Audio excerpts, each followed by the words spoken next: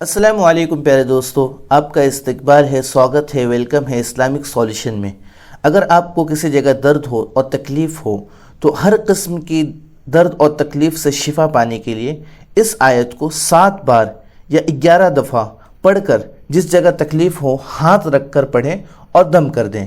طریقہ یہ ہے کہ شروع میں درود شریف پڑھ لیجئے اور اس آیت کو پڑھ لیجئے 7 بار یا 11 بار، اور اس جگہ پر ہاتھ رکھے جہاں پر درد کر رہا ہے اور اس کو دم کر دیجئے۔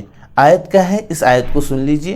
وَإِن يَمْسَسْكَ اللَّهُ بِضُرٍّ فَلَا كَاشِفَ لَهُ إِلَّا هُوَ وَإِن يَمْسَسْكَ بِخَيْرٍ فَهُوَ عَلَى كُلِّ شَيْءٍ قَدِيرٌ۔